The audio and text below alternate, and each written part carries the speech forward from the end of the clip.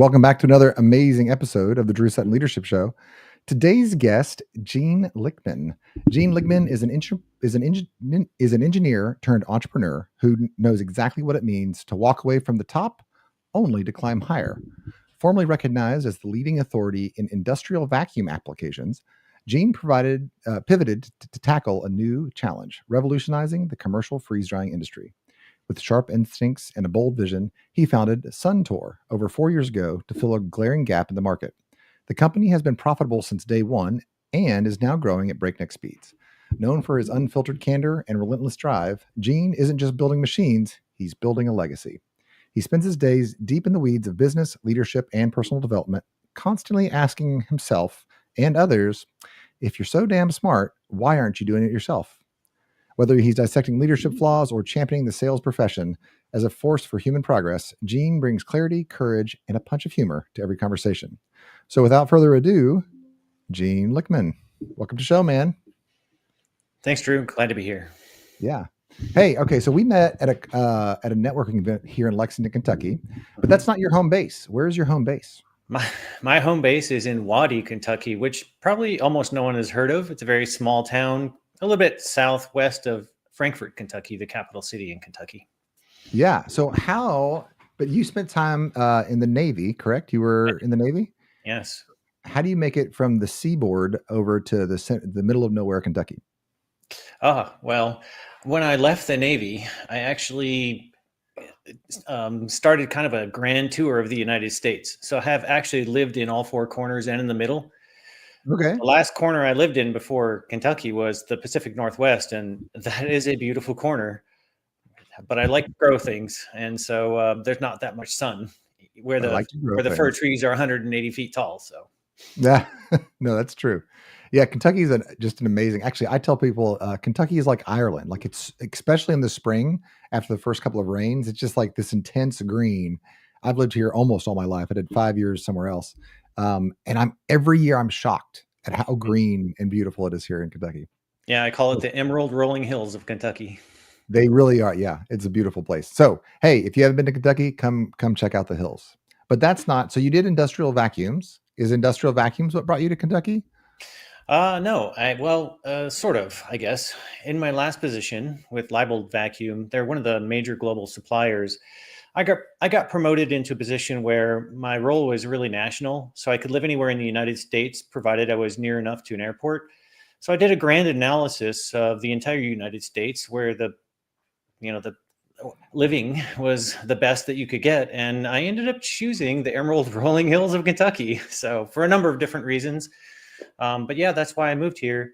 I haven't regretted it one bit. I mean, I love this place, so this is one of the best places I've ever lived.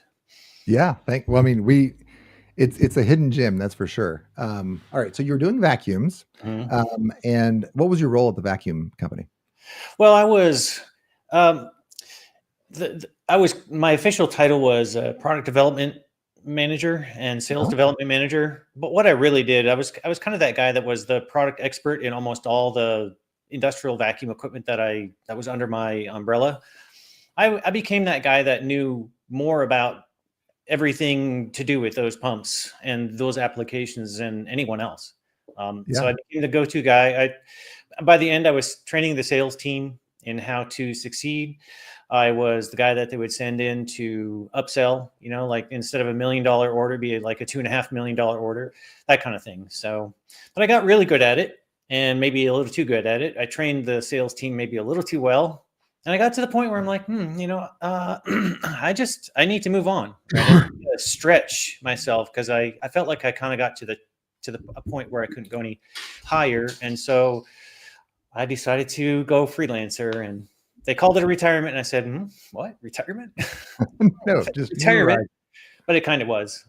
So for me, retirement is simply when you move from one thing that you maybe love or don't love into something that you even like more. So that's Suntorr. Yeah, no, that's cool. What I like about that story, I used to do helicopters. And so when you're designing a helicopter from scratch, you just take a blank piece of paper. And the first question you ask is, how big does the rotor disc need to be? And there's a number of answers to that. But when you get that rotor disc, then you have what's called disc loading. In other words, this is the area of the disc, and this is how much force I can put in that area. Sure. And Yeah. single statement drives everything else. Right. So a boss of mine said to me, he's like, before you start climbing the ladder, make sure your disc loading is high enough that you can survive at higher altitudes. In other words, do the work. And you Right. kind of feel that way as well, right? So give me your Yeah. thoughts on, like, here I am, I'm a 21-year-old engineer or 21-year-old sales guy. How Right. much technical wizardry do I need to master before I go into sales? And when should I switch from sales to start running, switch from like maybe a tech role to running into full sales or management? It's great to have the technical background. It's not necessary, but it's great to have it. Um, Look, a lot of people don't understand sales. They think of sales as being what they encounter at the mall or at the used car sell or new car lot, right? But really, what sales is in a B2B sales role, you are a teacher, right? So what you do Mm. from day one is you go out and teach your clients how to do what they already do better, faster, cheaper, so that they can make more money. Because if you can't help a client in a B2B environment make more money, then they're not going to buy your product, but they're not even going to trust you, right? So there's a lot of things you have to do as a salesman to even like establish the baseline credibility. One of those things is you have to know what you're talking about. So if you Mhm. don't know your equipment, to me that's table stakes. If you don't understand the applications that your equipment is being sold into, then you don't have much leg to stand on. Those are also table stakes, right? So, but at the end of the day, you kind of have to figure it out. So, something that happened to me, and I'm sure that this is very common, is that when they hired me to be a salesman, they said, "Okay, Gene, congratulations, you're a salesman. Now go sell."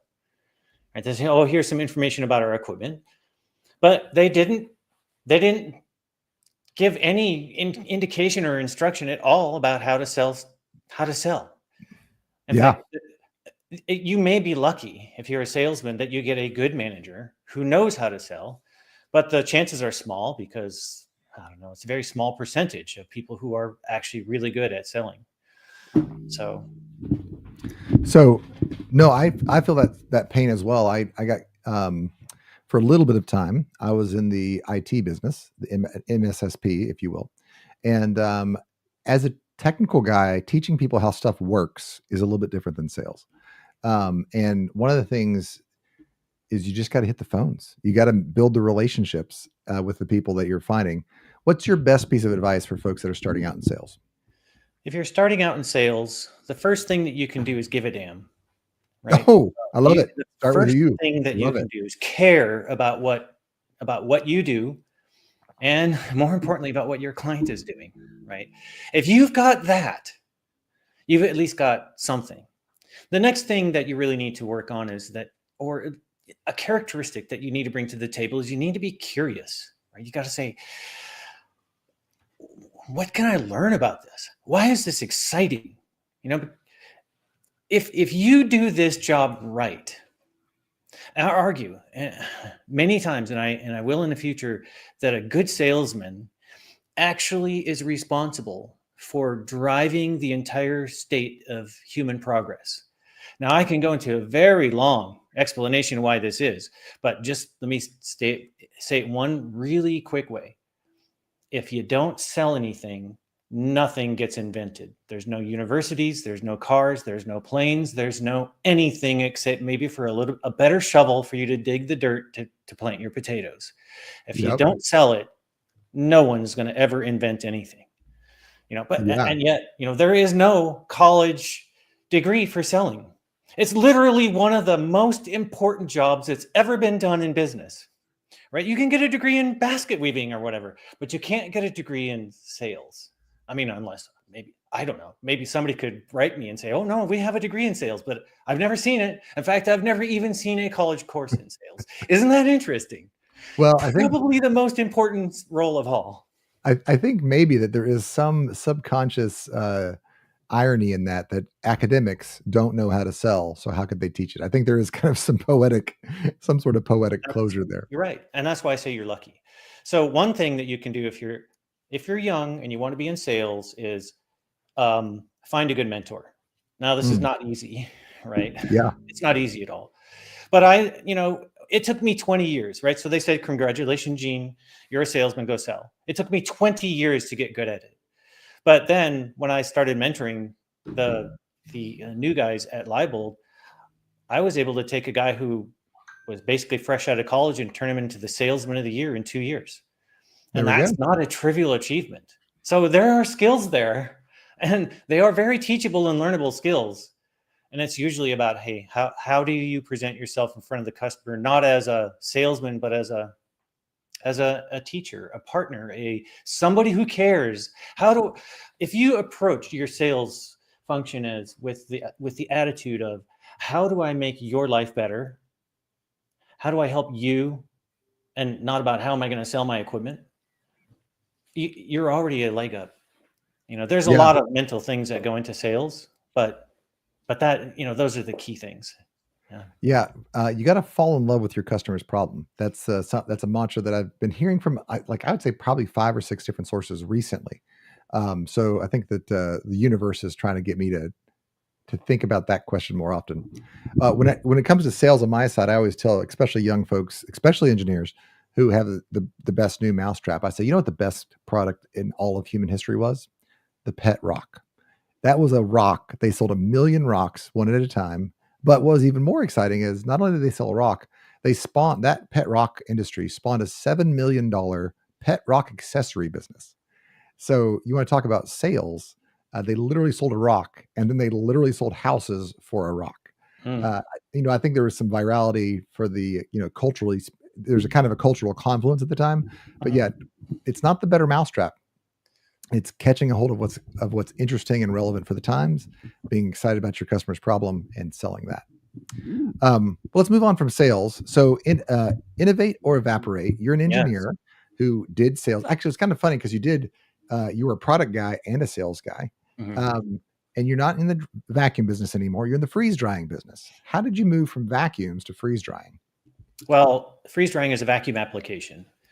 So when I was in this role at Leibold, I was going out to clients who are doing commercial freeze drying, and they would ask me, well, do you know how this thing works? And they weren't talking about their pump. They were talking about their freeze dryer, and do you know anyone who makes a good one? And I'm like, well, no. So I kind of went back to my office after a couple of these meetings, and I started doing a deep dive into freeze drying. And it turns out that's a fascinating technology.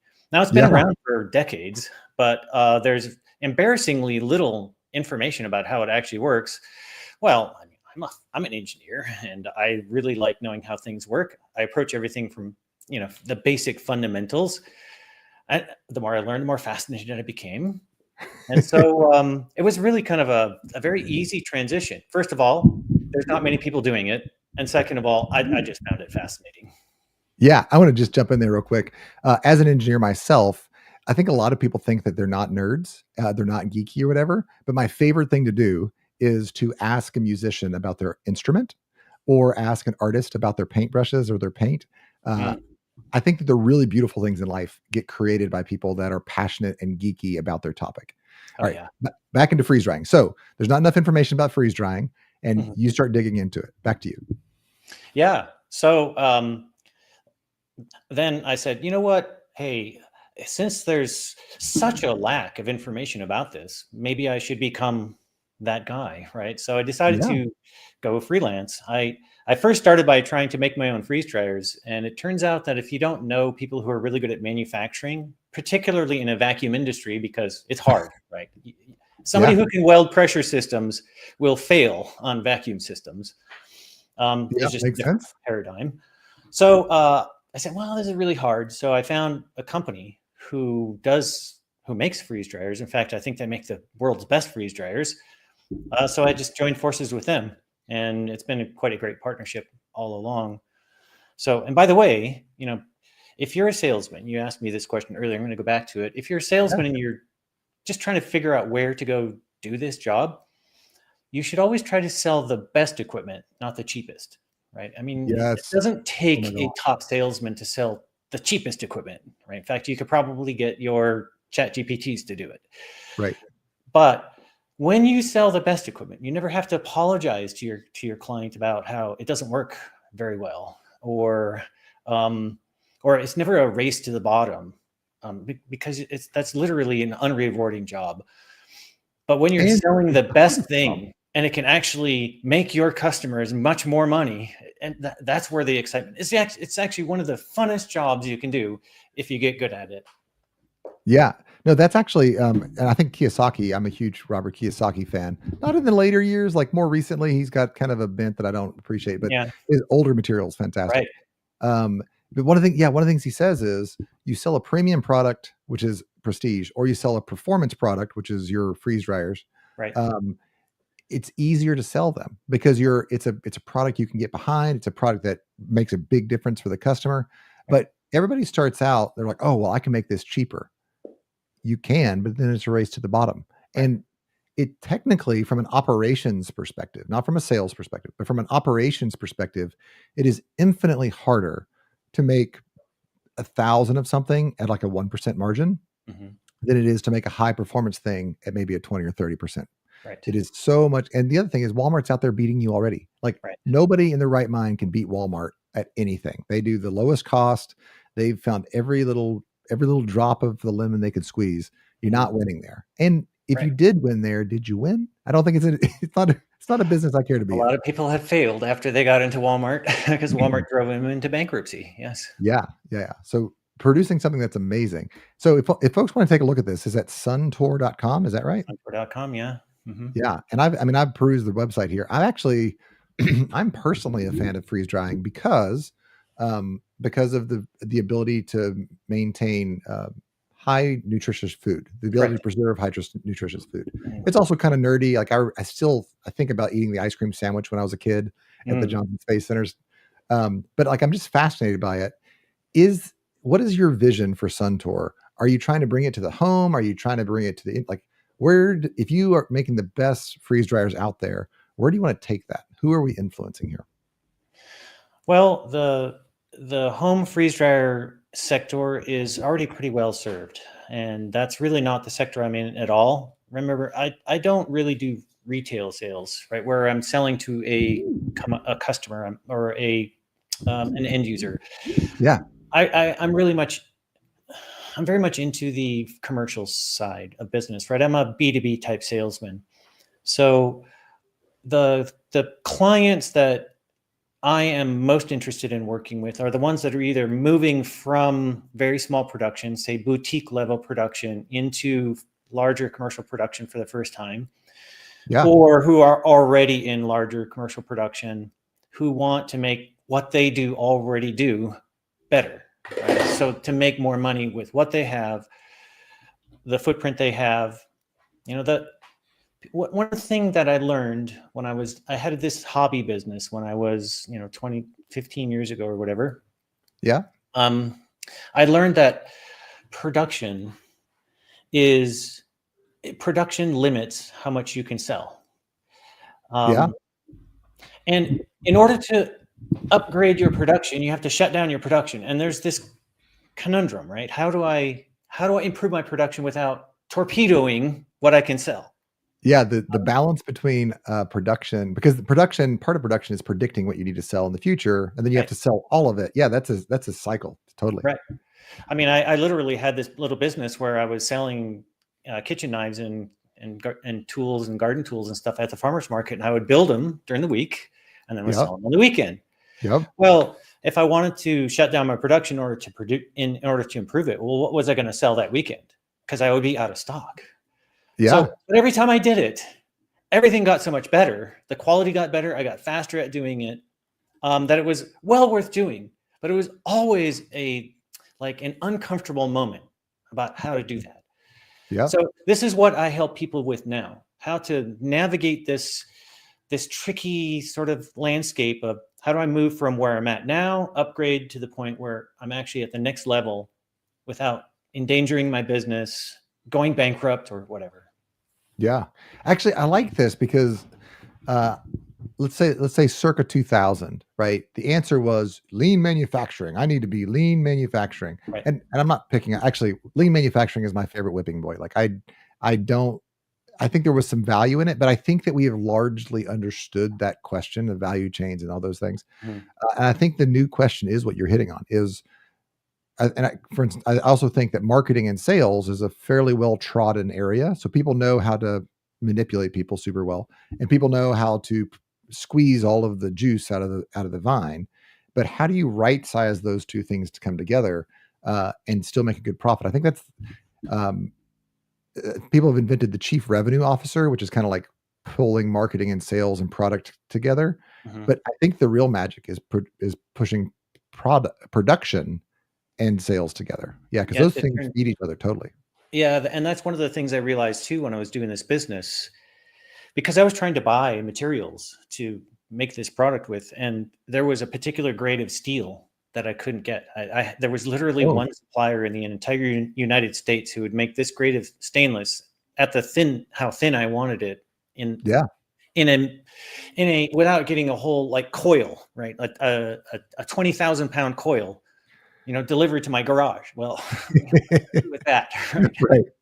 So what I found out was that, and I already kind of knew this, that it's not the buyer that has, because everyone thinks the buyer has all the power in every business transaction, but it's actually the buyer. It's actually the producer, the people who have the thing that you need that actually have more control of the situation than the buyer. Now, Ah, buyers tend to do things like attack your self-esteem, right? They want you to feel like you're pond scum and whatnot in order to get a lower price. This is what they're yep, trained to yep. do. I think it's a really bad practice, by the way, because the better relationship you have with your vendors, with your suppliers, the more Yep. successful you're going to be, right? But it's actually the person who is making the stuff that drives all of business and industry and progress. It's the makers who are the ones who are leading the industry, not the sellers. Now, Apple proved this when Steve Jobs released this iPod. There was no one had an iPod before. He's Mhm. like, people don't even know that they need it. I'm going to teach them that they need it by making it and then marketing it, right? I like this idea because it fights.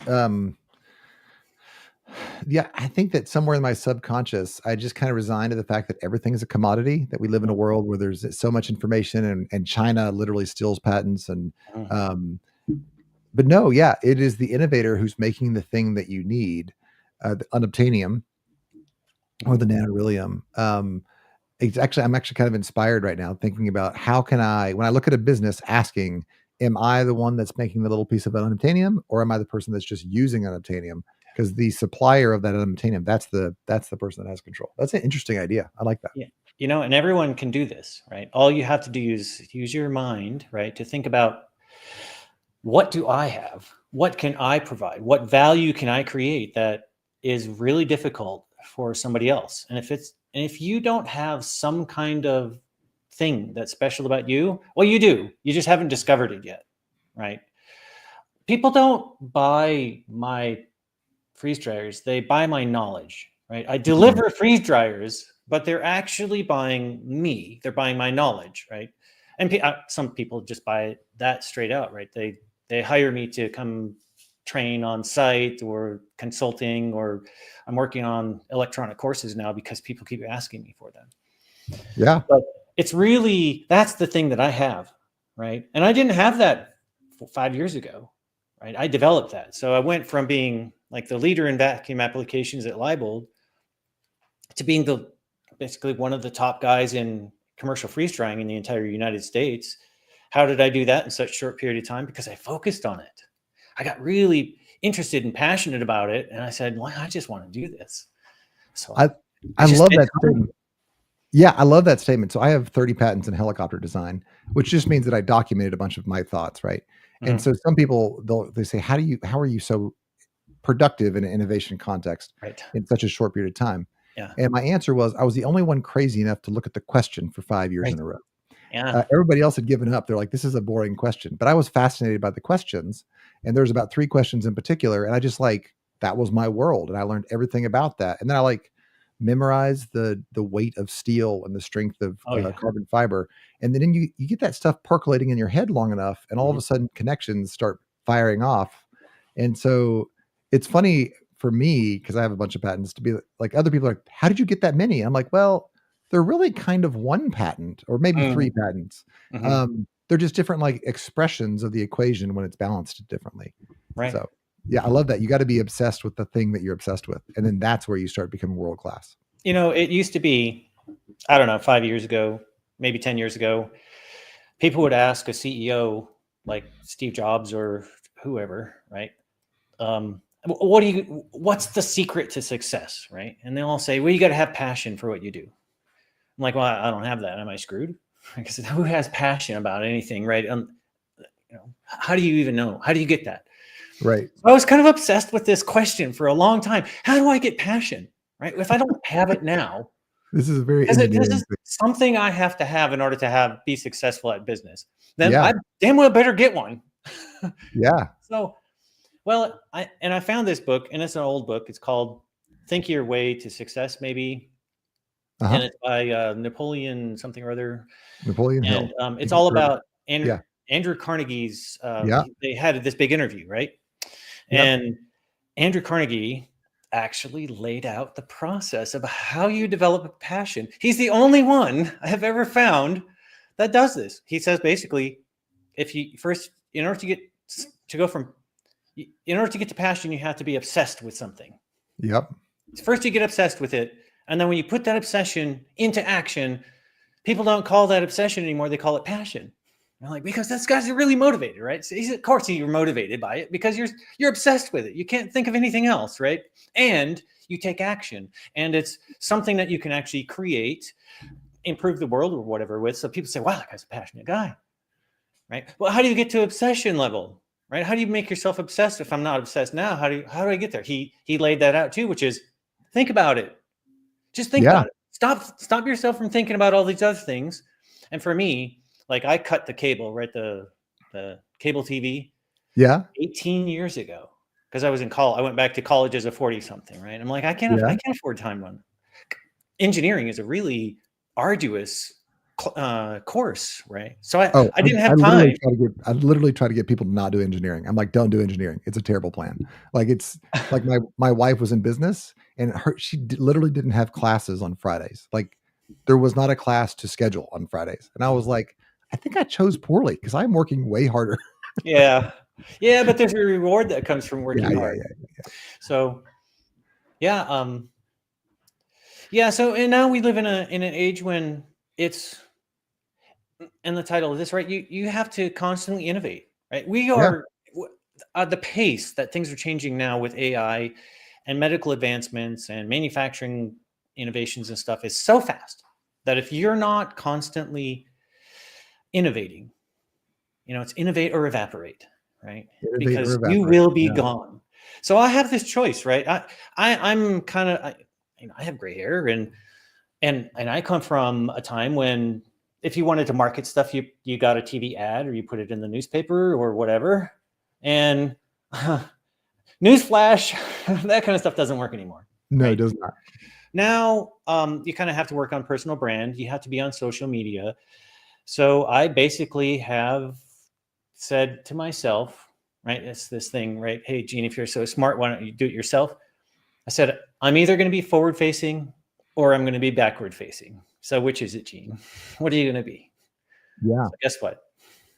I love this challenge to reinvent yourself constantly. Like going back to college in your 40s, now having switched industries. And by the way, I think weren't you in nuclear engineering in the Navy? In the Navy, yes, I was a Navy nuke. Yeah.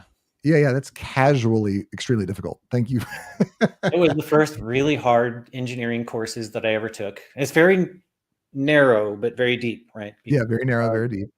They want you to be able to operate a nuclear power plant safely. I mean, go figure. By the way, as a result, the Navy is the only organization in the entire world that has never had a nuclear incident. And they've got more reactors than any other organization on the planet by far. Yeah. Well, I will say I have a lot of friends in all the branches, but the Navy is the smartest branch by far. They have the best research projects. They have, like you said, they're running nukes all the time. Yeah. Yeah. They're a very, very cool branch. So anyway, so you do nuclear engineering, then Yeah. you go back to school, Mhm. then you're in vacuums, then you're in freeze drying, and Yeah. you're acing every single one of these things. And now, I think, are you about to launch? I don't know. Are you about to launch your personal like coaching brand or leadership brand, or is that kind of Yes. still in the works? Right. This is part of facing forward, right? So I choose to face forward. So I've decided that I'm going to launch an entirely new campaign. So I have a YouTube channel about freeze drying. It's a Suntorr. Okay, that makes sense. So Yeah. if anyone wants to see my videos about freeze drying, go to Suntorr on YouTube. But I'm going to start up a new channel, which is going to be called Founder Principle. Okay. And it's just going to be dealing with the topics of entrepreneurship, leadership, business, sales, all these sorts of things that are required for people to be successful. Because look, Suntour is all about how do I help you make a successful freeze drying business? Well, it's not just freeze drying at the end of the day that's driving the state of humanity forward. It's all business. And I think I've got some great insights from the number of steps that I've taken in business itself. And I'm a first-hander, right? So I'm doing it. I'm Yeah. learning. I'm wearing all the hats. I have to learn how to. I just had to completely convert my website from HTML and CSS format to WordPress, right? That took me a couple solid weeks to get through. I've It done it does. It once, takes and I some have to do it time. again. Yeah. I have to do all the digital marketing. I have to do all the accounting. It's all there. Right? I have to do the sales. I have to do the engineering. I also, by the way, provide engineering services to the OEM that makes the freeze dryers. Right. So I've decided that I really want to expand a little bit, right? To reach a wider audience, because sometimes I feel like business is going off the rails in the wrong direction these days. Yeah. Some of it's great, but there's a lot of ways that business is not doing so well. Yeah. I'm actually involved in a project which I'm not really talking about publicly yet, but the summation of it is we've spent the last, let's say, 10 years looking to Washington to these suits in Washington and saying, "Well, Mhm, solve our problems." And I mhm, think, and I'm actually excited about this. I think we finally realized that the guy that lives 1,000 miles away from me, or the girl that lives 2,000 miles away from me, doesn't understand my daily problems, and right. they don't have any solutions that are going to solve it for me. Uh, and so the project that I'm working on is how do we activate business Mhm, to solve the problems in your city? So, like, instead of watching the national news feed, I don't know if you saw the clip, and this was running about maybe 4 or 5 years ago. It was probably 100 news channels all saying you got to watch out for fake news, but they're literally reading the same script. I don't know if you saw that. right. Right. So, like, the national news media, I think we need to stop looking to national people to solve our local problems.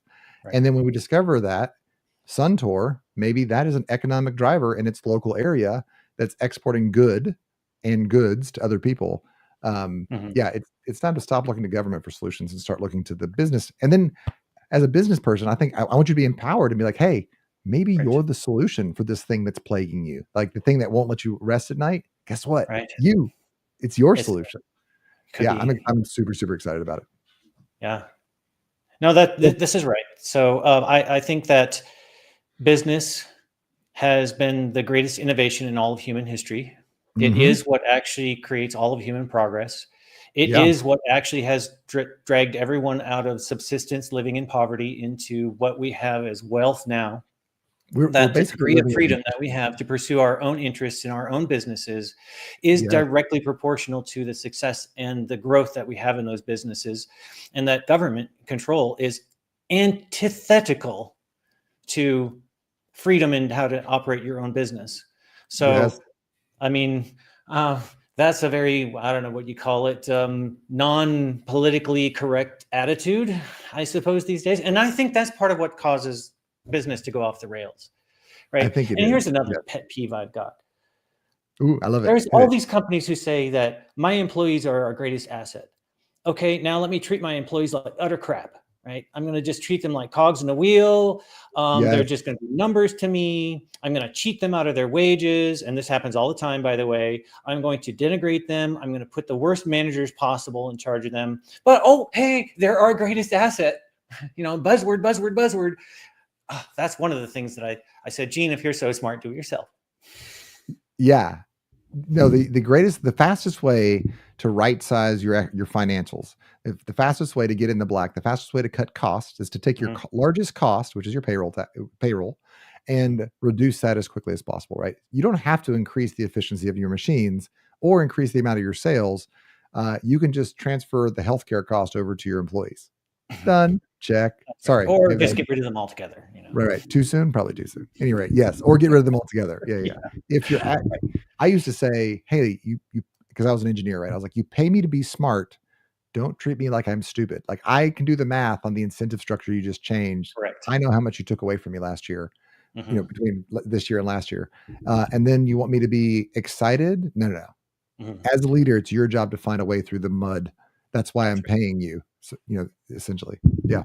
I Yep. love it. Yeah, exactly right. So this is part of why I'm launching this new initiative. The founder principle. It's going to be about the principles of being a founder, right? The I principles love of it. business. It's going to be largely philosophic, because most people think that philosophy is dead, but the fact is that everyone has it. You just probably don't recognize it for what it is, but it's literally the thing that helps you make all of your choices in your life. And if you Yep. think you're not making your own choices, you need some better philosophy because you are, whether you like it or not. And by the way, if you're making choices, but they're, I call it living by default, where you let other people make choices for you.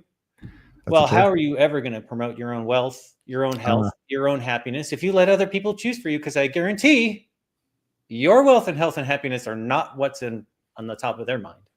yep. And when Yep. everyone chips in and does their own thing to become more successful at their thing, the whole boat gets lifted, right? The entire ocean and all boats get lifted with it. Yeah. No, I loved it. I don't know if you got it from Zig Ziglar. I went back to read to actually, I listened to books. My wife tells me, she's like, "Well, you didn't really read it. You listened to it." I was like, "Nah, I feel like Um, I consumed it." Um, that is the same thing. In fact, I think sometimes that's better because it forces you to slow down. yeah. But the old Zig Ziglar. So I found like a 12-hour set of like all his old deals, and the Zig, he was saying, it is the salesperson that has driven all of human history, right? Is the It is. innovator who came up with something and then reached out and sold it to somebody else. And that's how, so it's business that got us to where we are. It is. It I had, absolutely is. Yes. we were like playing the would you rather game. I was like my kids' softball team and we're out there and I was just trying to kill time. And they said, would you rather live like a king in the old days or live like an average person today? And I said, do you mean an average person in the US or an Yes. average person across the current world? So there's 8 Oh, that's billion a people. great question. And so the average would be a 4 billion. So Yeah. in that case, I would love to be a king in the past. Mhm. Average US citizen, 100%. I would rather that. 100% better. But I think that, and this is, again, this is what gets me pumped is if we can reactivate business people to say, hey, it's my moral duty to take all these innovations to as many people as I can, to Right. create as much profit as I can so that I can have the money to take these things to wherever I can. Right. Maybe we could raise the average living standard for the other 7 billion people that don't live in a first world country. Maybe, but it takes choice on their part. It does stay short. It Yeah, yeah, takes yeah. I choice. hear They you. have to choose their leaders. The difference between Argentina now and Argentina 100 years ago, when it was one of the world's leading economies, is the government, Yep. and the government is simply a reflection of the culture. And the culture is simply a reflection of the philosophy that underlies that the people hold, right? Which is why philosophy is so important. Yeah. Which is why philosophy is so important. Yeah. Argentina right now is having a rebirth because they got a guy, right, Malay, who says, let's change the philosophy about Yes. how we do everything, about how we think of everything, right? Mindset. Somebody asked me once, what's the most important thing in all of business and all of sales and all of everything you do? And it's mindset, right? How you think about things, how you approach things. It's the difference between, is this my hobby or is this my job? Right? Yeah. Is it something that I love to do, or is it something that you got to drag me out of bed to do? Right. So Yeah. you can't give people prosperity. They have to choose to make their own, but they have to have freedom to do that. And a lot of people live in regimes, right, where freedom is the last thing that the leaders want you to have. And Yeah. to the degree that our country slides towards less freedom, is the degree that our success and prosperity and happiness will also slide. Yeah, no, I agree, man. I tell my daughter, so she's 10, right? She's learning gymnastics. She can't do her back handspring. She says, "Oh, I can't do it." And I said, "Yet." And it's like our thing in our family now. They like look at me and they're like, "Yet." That's great. I love that. I'm like, it's in there. Like, it's in there now. Exactly. Yeah. It's all about mindset. Hey, listen, I can't do that. I don't know how to make a vacuum freeze dryer. I don't know how to do sales. I don't know how to make a personal brand yet. Yes. 20 hours, 200 hours later, you could be a master at it, especially compared to the amount of time people really spend on it. Right. If you choose to not only choose to do it, but choose to put your focus on it and your effort into it. My son went back to college the same year I went back to college, right? I was 40-ish and he was, 18 or 19 or whatever. Yeah. I went to Washington State University. He went to University of Washington, right? So I was a Wildcat. He was a Husky or something like that. Nice. So he was visiting. I think he was a sophomore at the time. I said, "Hey, Paul, I think I've discovered the secret to success. I mean, literally the secret to success. Like, you want to hear what it is?" He's like, yes, please tell me. I said, anything you want to accomplish, you have to focus on it and you have to put your effort into it. And then you can succeed at anything. He's like, oh. He's like, well, that's not what I wanted to hear. Oh. I already know that, Dad. He's like, no, you do not. You don't. You do not know that. Even people who know it don't know it. Yeah, no, it's true. Actually, I tell people all the time, a yes, which is super easy to say, yes is an infinite number of no's. So if I say yes, hey, we're going to meet and do this, I'm saying no to everything else in the universe I could be doing at that same time. Wow, that's a great perspective. Yeah. And so you have to be super, super careful about what you say yes to. Right. And as a people pleaser, which I am, like, by nature, I'm a people pleaser.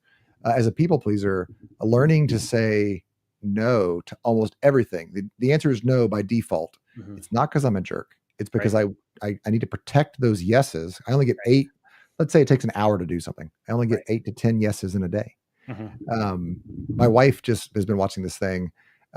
It's about cleaning out your closet. And he says, he pulls out a shirt and he's like, is this shirt a 9 or above? In other words, would I wear it? Like, is it one of my favorite shirts? If it's not, leave it out of the closet, because it'll just take up space and you'll just be, and then you won't be able to find what you want. He goes, but your calendar is the same way. So let's say that I meet somebody at a networking event. We met at a networking event and I immediately was like, oh, I want you to be on the show, right? Like, we connected. I love what you're doing. I said, I want you on the show. Other folks I meet at a networking event, I'm like, oh, I should have them on the show. Then I'm like, nope. Are they a 9? Right. If they're not a 9, what'll happen is you'll schedule them like 2 months out or whatever. And then that week will roll up when they're supposed to be on there. And you're like, oh, I got to go do this thing, because they weren't, if they're not a 9 today, they're not a 9 in 2 months. And you got to say no. Oh, anyway, this was her wisdom to me, and it has changed me and frustrated me at the same time. Well, I'm glad that I was a 9, but I endeavor to be a 10. I didn't say you weren't. You're right. No, that's not what I said. Because you were talking about the criteria, right? By which the invitation goes out. But here's a really great business principle, or principle in life: under promise, over deliver. Right. Yeah. So give more than is expected. And by the way, when I got on with Leibold, I got on as a regional sales, engineer, like the lowliest sales engineer that they had. And in 3 years, I had already been promoted 3 times. And then my last promotion got me into this national guy that kind of like became one of their key folks. So how was it that I created my own promotions? In fact, they actually created a position for me. That last position, they actually created it in order for me to fill it. So how was it that I got there? By doing more than was asked of me. If I saw something that I said, this really needs to be done, but there's no one doing it, I simply started doing it. I was always stretching beyond the description of what I was supposed to be doing, beyond the scope of what a regional sales guy was supposed to be doing.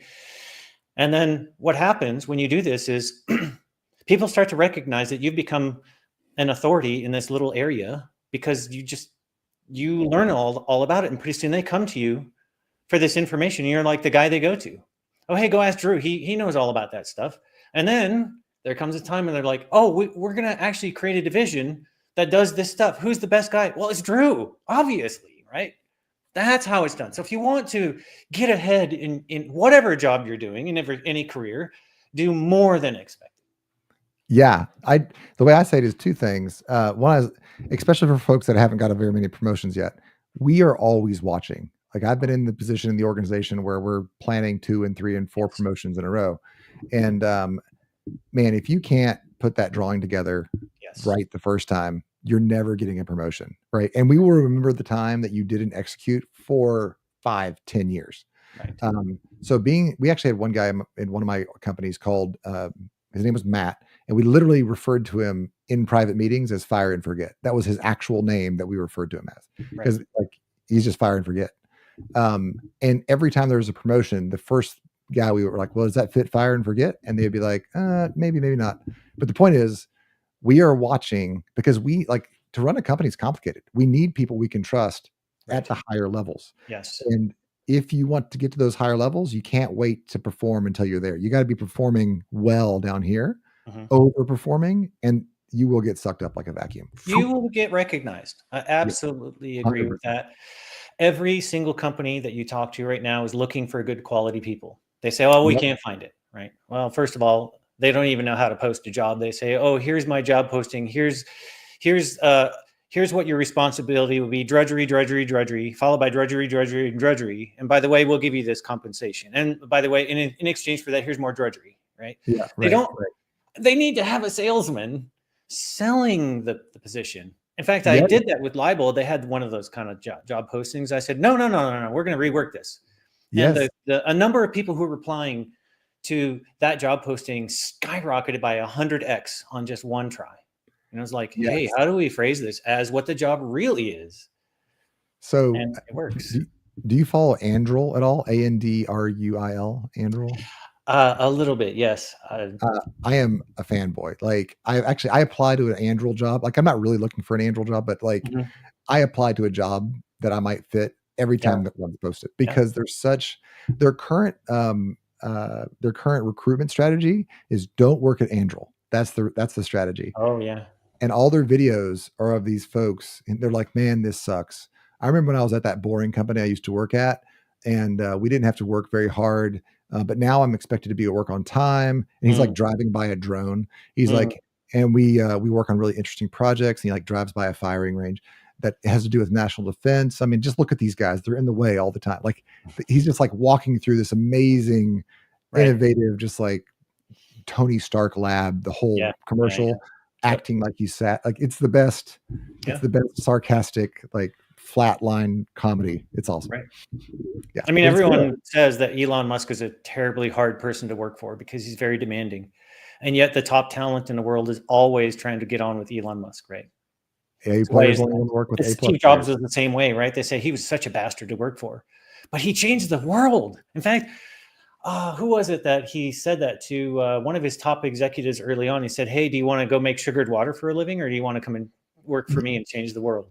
Yes. Like, talk about a kick in the, I know, right? That they think they called it the Steve Jobs reality distortion field. Is they'd be like, we can't do it. He's like, we're doing it. How are we doing it? And then everybody's like, oh, and then like, and that's the leader. That's the difference between a leader and like a chief follower. The leader's like, yeah, no, we're doing it. Exactly. Your job is to tell me how to do it. I love it. Exactly. Okay. We are running out of time.